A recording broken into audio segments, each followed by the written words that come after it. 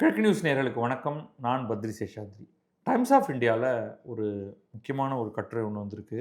அதோடைய தலைப்பு வந்து Great Nicobar island India's new economic and military outpost that can threaten China's energy security அப்படின்னு. இது கொஞ்சம் மிஸ்லீடிங்கான ஒரு ஹெட்லைன். இந்த த்ரெட்டன் அப்படிங்கிற ஒரு பாயிண்ட் வச்சுங்க. நாம் ஏன் வந்து சீனாவுடைய எனர்ஜி செக்யூரிட்டியை அச்சுறுத்த போகிறோம், இதை பற்றி கொஞ்சம் விளக்கமாக பார்ப்போம். இந்த அச்சுறுத்தல் அப்படிங்கிறது எங்கேருந்து வர ஆரம்பிக்குதுன்னா, இப்பொழுது ஈரான் மீதான போர் காரணமாக அமெரிக்காவும் இஸ்ரேலும் ஈரானை தாக்கி அதன் விளைவாக நடந்திருக்கிற அந்த மிகப்பெரிய போரில் ஒரு பெரிய பிரச்சனை என்னன்னா, ஹார்முஸ் நீரிணைப்பை முதல்ல ஈரான் பிளாக்கேட் பண்ண ஆரம்பிச்சது. இது வழியாக யாரும் போகக்கூடாது, அல்லது நாங்கள் அனுமதிப்பவர்கள் தான் போகலாம்னு. அதனால் கோபமடைந்த அமெரிக்கா, நீ என்ன சொல்றது, நானே தடுக்க போறேன், யாரையும் நான் வந்து உன் இடத்துக்கே ஒருத்தரும் வர முடியாது என்று பிளாக்கேடு மீது பிளாக்கேடை அமெரிக்கா போட்டது. அதன் விளைவாக ஆசிய நாடுகள் பலவற்றுக்கும் மிகப்பெரிய பிரச்சனை. இந்தியா முதற்கொண்டு சீனா முதற்கொண்டு நமக்கு வர வேண்டிய கச்சா எண்ணெயும் இயற்கை எரிவாயுவும் இந்த ஹார்முஸ் நீரிணைப்பின் வழியாகத்தான் கணிசமான அளவுக்கு வருகின்றன. இந்தியா மாதிரியான ஒரு நாட்டுக்கு வந்து 60% மேலே ஹார்முஸ் நீரிணைப்பின் வழியாக வருவது. இப்போ ரீரூட் பண்ணி எங்கெங்கெல்லாமோ வழியாக நம்ம கொண்டு வந்துட்டு இருக்கோம். இதே பிரச்சனை தான் சீனாவுக்கும். ஆனால் சீனாவுக்கு இன்னும் ஒரு பிரச்சனையும் சேர்ந்து வருகிறது. ஹார்முஸ் நீரிணைப்பு வழியாக கப்பல்கள் வந்து இந்தியாவை சுற்றி அடுத்து மலாக்கா நீரிணைப்புன்னு ஒன்று இருக்குது. இந்த மலாக்கா நீரிணைப்பை தாண்டி சீனாவுக்கு போக வேண்டும். ஸோ 2 நீரிணைப்புகள். இந்தியாவுக்கு அந்த பிரச்சனை இல்லை. ஹார்முஸ் நீரிணைப்பை தாண்டி வந்துட்டா போதும், அதுக்கு நடுவில் தான் நம்ம இருக்கோம், நமக்கு வந்துடும். நாம் இருக்கும் இடத்தை தாண்டி சிங்கப்பூர், மலேசியா, இந்தோனேஷியா போன்ற நாடுகள் இருக்கக்கூடிய பகுதியில் தான் மலாக்கா நீரிணைப்பு இருக்கிறது. அதற்கு கொஞ்சம் தள்ளி தான் அந்தமான் நிக்கோபார் தீவுகள் இருக்கின்றன. அது இந்தியாவுடைய பகுதி. அப்போ நாம் மலாக்கா நீரிணைப்புக்கு அருகில் இருக்கிறோம். சிங்கப்பூர், மலேசியா, இந்தோனேஷியா நாடுகள் இருக்கின்றன. இந்த இடத்துல இருக்கக்கூடிய ஒரு சின்ன பிளவு தான் மலாக்கா நீரிணைப்பு. இந்த மலாக்கா நீரிணைப்பை தாண்டி சீனாவுக்கு கப்பல்கள் செல்ல வேண்டும். சீனாவுக்கு மட்டும் இல்லை, இன்னும் பல நாடுகளுக்கு அந்த பகுதியில் அப்படித்தான் நடந்துட்டு இருக்கு. இதெல்லாம் வந்து சர்வதேச பகுதி. முக்கியமாக வந்து ஒரு குறிப்பிட்ட ஒரு டேர்ம் மூலமாக நம்ம இதை குறிப்பிடுவோம். அன்கிளாஸ் அப்படிங்கிற பெயரால் சொல்லுவோம். United Nation Convention on the law of the sea அப்படின்னு, UNCLOS அப்படின்னு நம்ம இதை குறிப்பிடுவோம். அதன் அடிப்படையில் கடலில் ஒரு நாட்டுடைய நிலப்பரப்பு முடிந்து ஒரு குறிப்பிட்ட அளவு வரைக்கும் வந்து அந்த நாட்டுடைய பகுதியாக கருதப்படும். அதற்கு பிறகு இருப்பதெல்லாம் சர்வதேச பகுதிகள். அந்த சர்வதேச பகுதியின் வழியாக எந்த கப்பலும் தடையின்றி செல்லலாம். இதுதான் வந்து ரொம்ப ரொம்ப முக்கியமான ஒரு விஷயம். அதை இந்த இடத்துல ஹார்முஸ் நீரிணைப்பை நான் அதை கட்டுப்படுத்துவேன் என்று ஈரான் சொல்வதன் மூலம் அது மீறுகிறது. ஈரான் என்ன சொல்லும்னா, எங்கள் நாடு அநீதியாக தாக்கப்படுகிறது, உலகம் அதை பார்த்து கொண்டு சும்மா இருக்கிறது, அப்போ நான் என்ன பண்ண முடியும், என்னை தற்காத்து கொள்வதற்காக, பிரச்சனையை முடிவுக்கு கொண்டு வருவதற்காக ஹார்முஸ் நீரிணைப்பை அதன் வழியாக கப்பல்கள் செல்வதை நான் தடுப்பேன் அப்படின்னு ஒரு ஆபத்து காலத்தில் ஒரு விஷயமாக அது சொன்னால் கூட ஓரளவுக்கு ஏற்றுக்கொள்ளலாம். ஆனால் அதற்கு மேலாக ஈரான் என்ன சொல்லுதுன்னா, இது எங்களுடைய பகுதி, அது அவங்களுடைய பகுதி கிடையாது, அது 2 நாடுகளுக்கு இடைப்பட்ட பகுதி. ஒரு பக்கம் ஈரான், இன்னொரு பக்கம் ஓமான். அந்த 2 நாடுகளுக்கும் இடைப்பட்ட ஒரு பகுதினா அந்த நீரிணைப்பு 2 நாடுகளும் ஓரளவுக்கு கட்டுப்படுத்தும். அது மட்டும் இல்லாமல் அந்த இடத்துல வந்து பல நாடுகள் அதுக்குள்ளே சிக்கிக்கிட்டு இருக்காங்க. அப்படின்னா அவர்கள் தங்களுடைய எந்த பொருளையும் ஏற்றுமதி செய்ய வேண்டும், இறக்குமதி செய்ய வேண்டும் என்றால் கடல் வழியாக கப்பல்களை ஹார்முஸ் நீரிணைப்பின் வழியாகத்தான் அனுப்ப வேண்டும். ரைட்? பஹ்ரைன், கத்தார், UAE, இது குவைத், இந்த நாடுகளுக்கெல்லாம் வேறு வழி கிடையாது. ரைட்? அப்படி இருக்கும் பொழுது வந்து இதில் நான் வந்து யாரை அனுப்புவது, யாரை அனுமதிப்பது, யாரை போக வைப்பது, யாரை நிறுத்துவது அப்படின்லாம் ஈரான் சொன்னால் அது தவறு. இந்த பேக்ரவுண்டுக்காக தான் நான் இத்தனையும் சொல்கிறேன். இதில் பலவற்றை பற்றி பேச வேண்டும். நான் வந்து ஒரு ஆர்டரில் சில விஷயங்களை சொல்லிட்டு வரேன். இது ரொம்ப சுவாரஸ்யம் என்னென்னா, சரியாக 1000 ஆண்டுகளுக்கு முன்னால் 1025ஆம் ஆண்டு கிட்டத்தட்ட இந்த மாதிரியான ஒரு பிரச்சனை ஏற்பட்டது. எங்க? மலாக்கா நீரிணைப்புல. அந்த பகுதி வந்து கடாரம் என்று தமிழ்நாட்டில் நம்ம அதை அழைக்கிறோம். கெடா என்ற பெயரால் அங்கே அது அழைக்கப்படுகிறது.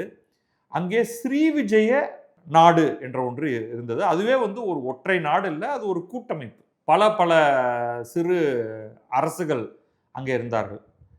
அவர்கள் என்ன பண்ணாங்கன்னா, நமக்கு கிடைத்திருக்கக்கூடிய சில தகவல்கள் இருந்து, எந்த தகவல்கள் இருந்துன்னா, அந்த காலகட்டத்தில் ராஜேந்திர சோழனுடைய செப்பேடுகள் மூலமாக, உதாரணத்துக்கு வந்து ஐ திங்க் திருவாலங்காடு செப்பேடு, லெய்டன் செப்பேடுகள் அப்படின்னு சொல்லுவோம்.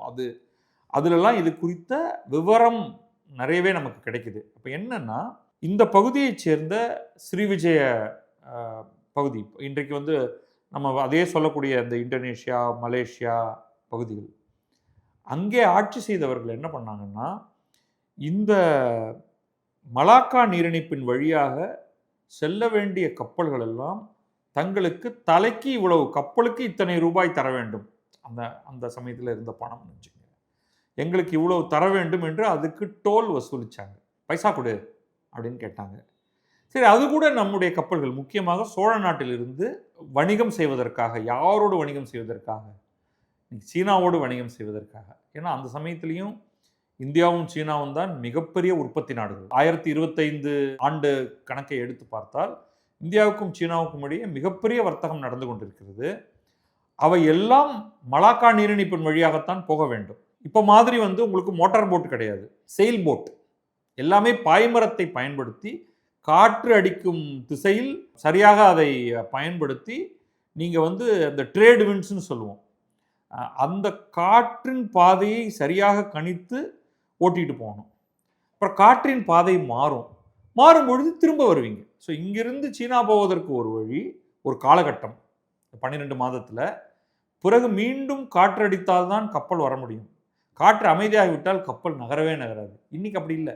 இன்றைக்கி வந்து நம்ம மோட்டார் போட்ஸ் வச்சுருக்கோம், இன்றைக்கி என்ஜின்ஸ் இருக்குது, அதனால் நம்ம எந்த காலத்திலும் பண்ணலாம். அப்பொழுது அப்படி பண்ண முடியாது. அந்த நிலையில் இதை சரியாக உணர்ந்து கொண்டு இந்தியாவிலிருந்து நிறைய வர்த்தகர்கள் பல பொருட்களை, பண்டங்களை ஏற்றிக்கொண்டு சீனாவுக்கு போய் வணிகம் செய்துவிட்டு சீனாவில் பொருட்களை வாங்கி கொண்டு மலாக்கா நீரிணைப்பின் வழியாக வந்து கொண்டிருந்தார்கள். இதுக்கு நடுவில் உட்கார்ந்துக்கிட்டு இருக்கிற, எப்படி இன்றைக்கு ஈரான் ஹார்முஸ் நீரிணைப்பில் பண்ணுகிறதோ அதே மாதிரி ஸ்ரீவிஜய அரசு மலாக்கா நீரிணைப்பில் செய்யுது. ப்ளஸ் மேற்கொண்டு நமக்கு கிடைத்திருக்கிற சில பல தகவல்களில் சில பொய் வேற சொல்லியிருக்காங்க ஸ்ரீவிஜய அரசு என்று தெரிய வருகிறது. அவங்க சீனாட்ட போய் என்ன சொல்லியிருக்காங்கன்னா, சார் அந்த சோழர்கள்லாம் எங்களுக்கு கீழே இருக்கிறவங்க, எங்களுக்கு கப்பம் கட்டிக்கிட்டு இருக்கிறவங்க, அதை வந்து நீங்கள் அவங்களோடலாம் நேரடியாலாம் வர்த்தகம்லாம் வேண்டாம், எங்கள்கிட்ட ட்ரேட் பண்ணிக்கங்க, நாங்கள் வந்து உங்களுக்கு வேண்டிய பொருட்களை தருகிறோம் அப்படின்னு சொல்லி வாங்கி விற்று இடையில் அவர்கள் லாபம் பார்த்து கொண்டிருந்தார்கள்.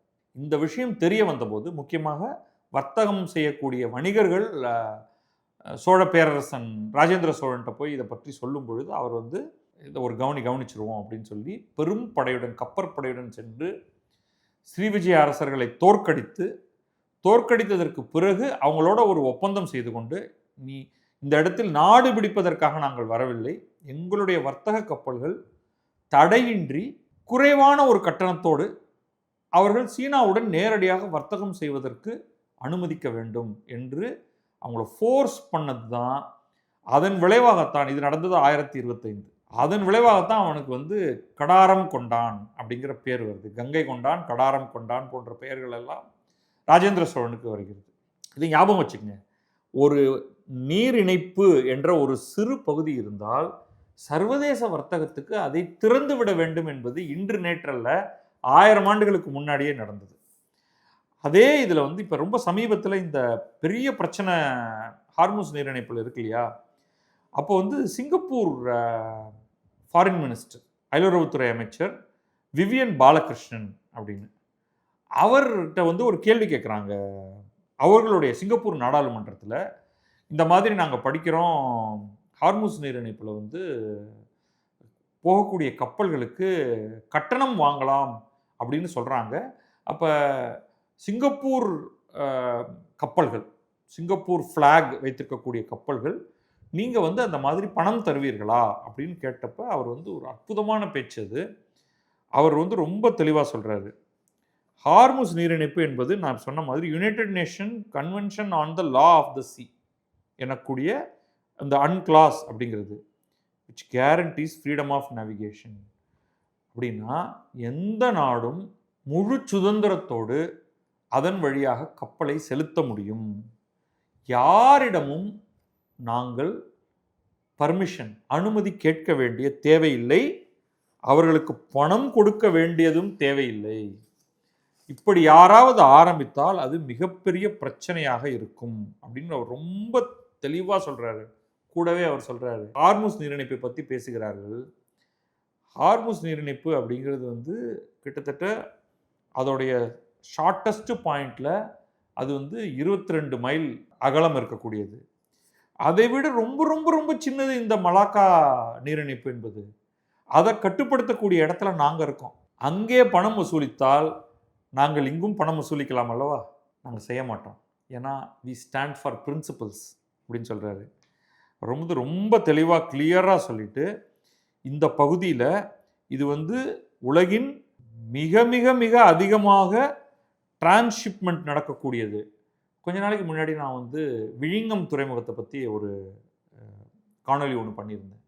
விழிங்கம் துறைமுகம் முக்கியமாக இந்த ஹார்முஸ் பிரச்சனையினால தான் துபாய் போன்ற டிரான்ஸ்ஷிப்மெண்ட் ஹப் கிட்டத்தட்ட செயலிழந்து போனதுனால பல கப்பல்கள் விழிங்கம் துறைமுகத்தை நோக்கி வருகின்றன.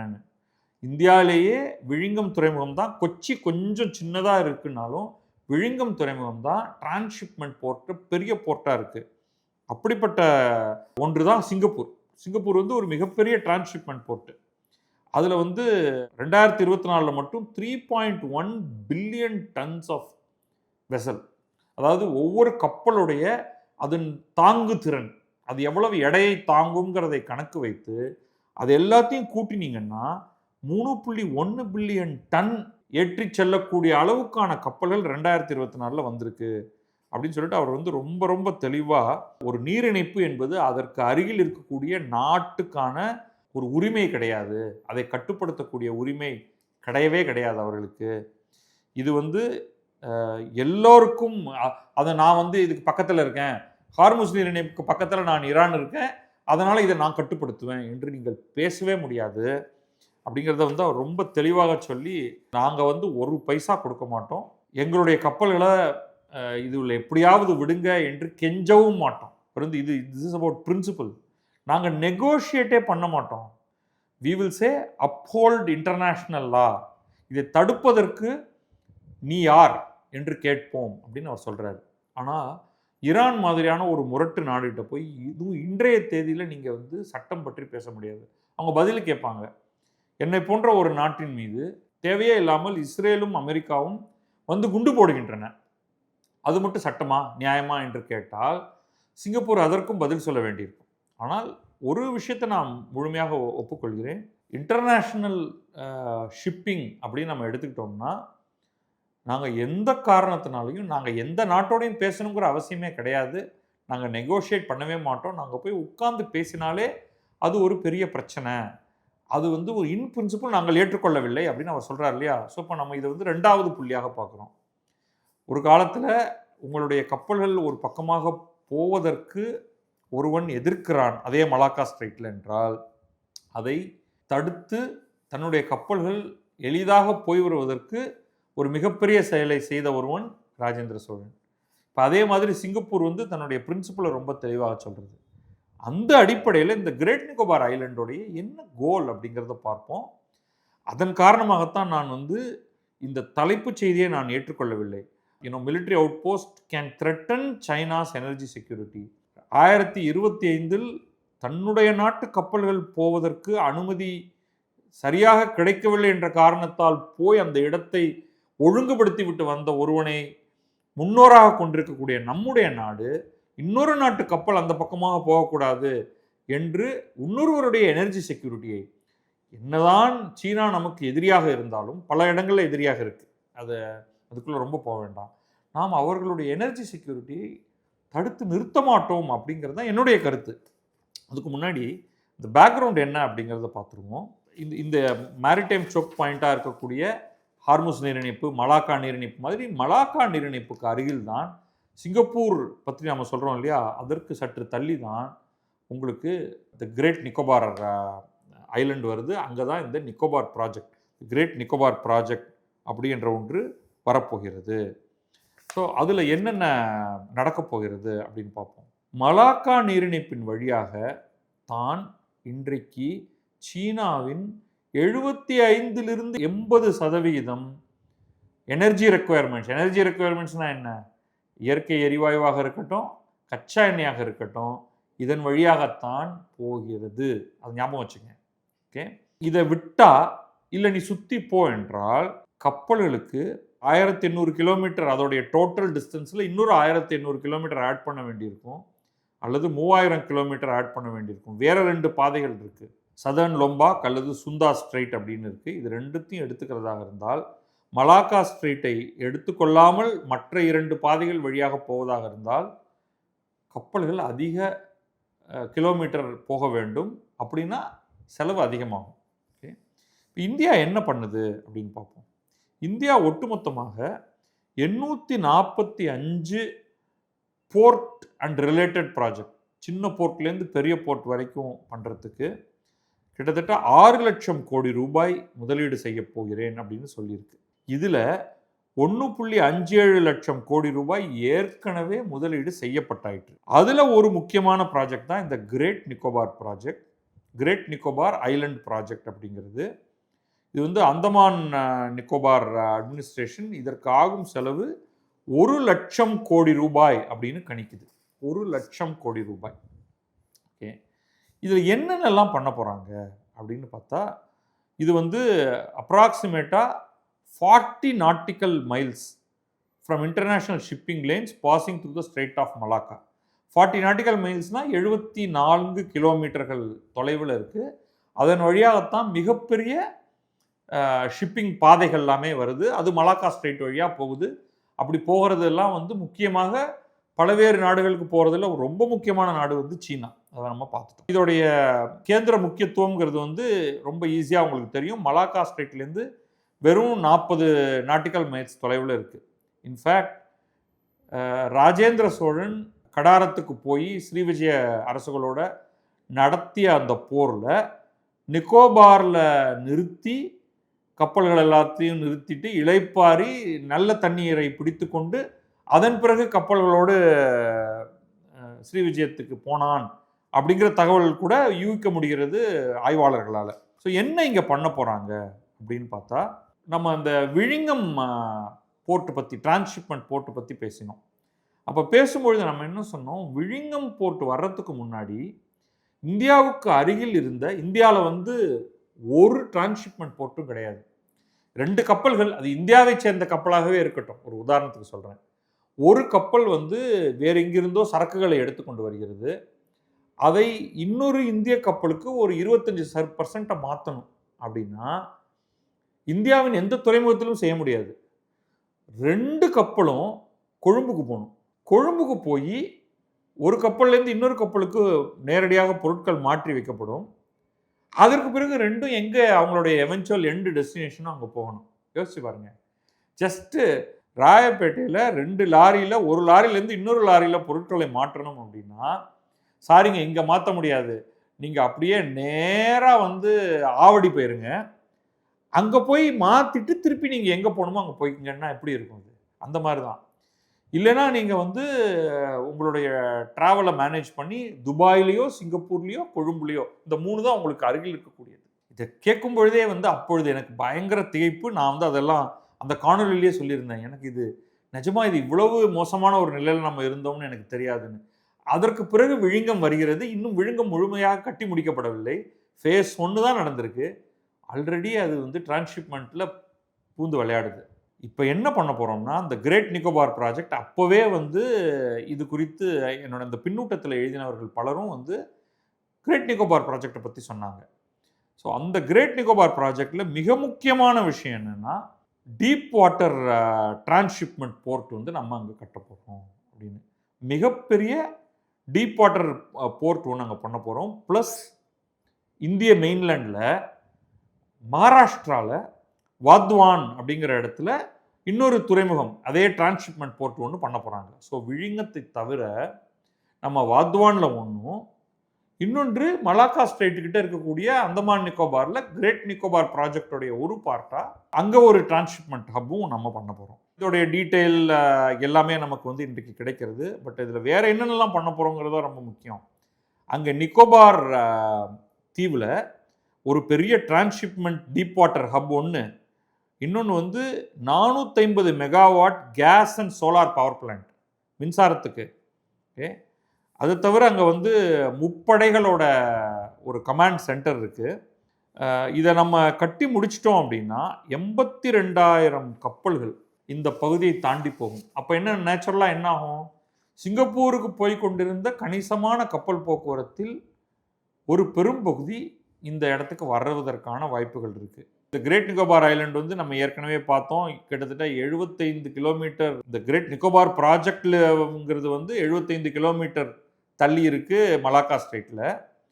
கிரேட் நிக்கோபார் ஐலண்டே வந்து அது ஒரு பெரிய ஐலண்டுன்னு பார்த்தா சுமார் 150 கிலோமீட்டர் தள்ளி இருக்குது, அவ்வளோதான். இங்கிருந்து சிங்கப்பூர் எங்கே இருக்குன்னா 1250 கிலோமீட்டரில் இருக்குது. ஸோ இது எல்லாமே வந்து இந்த பகுதியில் ஒரு முக்கியமான இடத்த வந்து நம்ம இந்த கிரேட் நிக்கோபார் ப்ராஜெக்ட் வந்து இதில் அடையும் அப்படின்னு சொல்லலாம். இதை தவிர நம்ம இந்த இடத்துல வந்து 4 ஏர்ஃபோர்ஸ் பேசஸ், இந்த ஆர்டிக்கிள் மேலே என்ன சொன்னதுன்னா, இங்கே இருந்தபடியாக சைனாவுடைய சி ரூட்ஸ் எல்லாத்தையும் நம்மளால் வந்து பார்க்க முடியும் அப்படின்னு. நோக்கம் அதுவாகவும் இருக்கலாம், அதையும் வைத்துக்கொள்வோம். அதை தவிர இங்கே ஒரு இன்டர்நேஷ்னல் ஏர்போர்ட், ஒரு கடற்படைக்கான ஒரு தளம், 100 ஏக்கர் டிஃபென்ஸ் இராணுவத்துக்காக இடம், இது எல்லாம் வந்து இந்த இடத்துல அவங்க கொடுக்க போகிறாங்க. இதன் காரணமாக இந்தியா நாளைக்கு சீனாவிடமிருந்து ஒரு அச்சுறுத்தலை வந்ததுன்னா அதை எதிர்கொள்வதற்கு இந்த இடம் வந்து ஒரு சரியான இடமாக இருக்கும் அப்படிங்கிறதுலாம் பிரச்சனை எதுவும் இல்லை. இந்த இடத்துல வந்து இந்தியாவுடைய ஒரே ட்ரை சர்வீசஸ் கமாண்ட் இருக்குது, அந்தமான் அண்ட் நிக்கோபார் கமாண்ட் அப்படின்ட்டு. இதில் வந்து ஆர்மி, நேவி, ஏர்ஃபோர்ஸ் எல்லோரும் இருக்கக்கூடிய மாதிரியான ஒரு இடம் இருக்குது. அது தவிர கோஸ்ட் கார்டு இருக்குது. ஆனால் என்ன பிரச்சனை அப்படின்னா, இந்த ப்ராஜெக்டுக்கு ஒரு கடுமையான எதிர்ப்பும் இந்தியாவில் இருக்குது. அதில் நேச்சுரலி வந்து காங்கிரஸ் அந்த எதிர்ப்பில் முதன்மை வகிக்கிறது. அவங்க சொல்லக்கூடியது வந்து எதிர்ப்பை சொல்பவர்கள் 2 விஷயத்தை சொல்கிறாங்க. ஒன்று, சுற்றுச்சூழல் பாதிக்கப்படும். எந்த கன்ஸ்ட்ரக்ஷன் நடந்தாலுமே சுற்றுச்சூழல் பாதிக்கப்படும் என்பது உண்மை. 2வது, இங்கே இருக்கக்கூடிய பழங்குடியினர், அந்தமான் நிக்கோபாரின் பழங்குடியினருடைய நிலங்கள் கையகப்படுத்தப்பட்டு அவர்களுக்கு பாதிப்பு ஏற்படும் அப்படின்ட்டு. முதல்ல அந்த என்வாயர்மெண்டல் டேமேஜ் இருக்கும் அப்படிங்கிறத வந்து கம்ப்ளீட்டாக நேஷ்னல் கிரீன் ட்ரிபியூனல், அதை பசுமை தீர்ப்பாயம் அப்படின்னு சொல்லுவோம், அது ரிஜெக்ட் பண்ணிருச்சு. அதெல்லாம் ஒன்றும் கிடையாது, சஃபிஷியன்ட் சேஃப்கார்டு இருக்குது, நத்திங் டு ஒரி அபவுட் அப்படின்னு சொல்லிட்டாங்க. 2வது வந்து பழங்குடியினருடைய இடங்கள் பாதிக்கப்படும் அப்படின்னு சொன்னதுக்கு என்ன சொல்கிறாங்கன்னா, மொத்தம் இந்த ஐலண்டில் மொத்தமாக 923 ஸ்கொயர் கிலோமீட்டர் இடம் இருக்குது. அதில் ட்ரைபல் ஏரியாங்கிறது வந்து 751 ஸ்கொயர் கிலோமீட்டர். மீதி உள்ள இடத்துல நான் ட்ரைபல்ஸ், நம்மை போன்றவர்கள்லாம் இருக்கலாம். அந்த 751லிருந்து நாம் வந்து ஒரு 84 ஸ்கொயர் கிலோமீட்டரை இந்த டெவலப்மெண்ட்டுக்காக எடுத்துக்கிறோம். எடுத்துக்கிட்டு அரசு தன்னிடத்தில் இருக்கக்கூடிய 76 ஸ்கொயர் கிலோமீட்டரை ட்ரைபல்ஸுக்கு தராங்க திருப்பி. ஒரு லேண்ட் எக்ஸ்சேஞ்ச் தான். ஒரு 10% ஒரு அந்த பழங்குடியினரிடமிருந்து இருக்கக்கூடிய இடத்திலிருந்து சுமார் 10% எடுத்துக்கொண்டு வேறு ஒரு பகுதி 10% பகுதியை தராங்க. நெட்டு பார்த்தா ஒரு 8 சதுர கிலோமீட்டர் இடங்கள் தான் வந்து குறையுது பழங்குடியினரிடமிருந்து. ஸோ இது வந்து ஒரு இவ்வளவு கேந்திர முக்கியத்துவம் வாய்ந்த, சீனாவுக்கு அச்சுறுத்தலாக இல்லை, நமக்கு சீனாவிடமிருந்து அச்சுறுத்தல் வந்தால் அதை எதிர்கொள்ளக்கூடிய மாதிரியும், நம்முடைய வர்த்தக திறனை மிகப்பெரிய அளவுக்கு மேம்படுத்துவதாகவும் இருக்கக்கூடிய ஒரு ஷிப்மெண்ட் ஹப்பாகவும் இன்னைக்கு விழிங்கம் சொல்கிறோம்னா, விழிங்கத்தை போல 10 மடங்கு பெரியதாக, 10 மடங்குங்கிறது கொஞ்சம் எக்ஸாஜரேஷன் தான் நான் சொல்கிறேன், பல மடங்கு பெரியதாக இருக்கக்கூடியதான ஒன்றையும், ரொம்ப கேந்திர முக்கியத்துவம் வாய்ந்த ரூட்டில் வேறு இருக்குது, ஒன்றை நாம் உருவாக்குகிறோம் அப்படின்னா அதை நாம் வரவேற்கத்தான் வேண்டும். ஸோ இது எல்லாம் நம்ம வந்து எங்கேருந்து ஆரம்பிக்குதுன்னா, இன்றைக்கு ஹார்முஸ் நீரிணைப்பு சந்திக்கக்கூடிய பிரச்சனை எப்படி வந்து நம்ம ஆதிகாலம் தொட்டே 1000 ஆண்டுகளுக்கு முன்னமேயே மலாக்கா நீரிணைப்பு போன்ற ஒன்றை அதில் தடைகள் இருக்கக்கூடாது என்று நம்ம வந்து போராடி இருக்கிறோங்கிற நம்முடைய ஒரு வரலாற்று பின்னணி, நம்ம தொடர்ச்சியாக அதை யாருக்கும் தடை செய்ய போறதில்லை நம்ம. ஏன்னா நம்ம மட்டும் அங்கே இருக்க போறதில்லை. அந்த பகுதிக்கு அருகில் தான் இத்தனை நாடுகளும் இருக்கு. சொல்லப்போனால் நம்ம வந்து இந்த இடத்தை வைத்து பார்க்கும் பொழுது சிங்கப்பூரை விட மலாக்கா நீரிணைப்புக்கு அருகில் நம்ம போயிடுறோம்.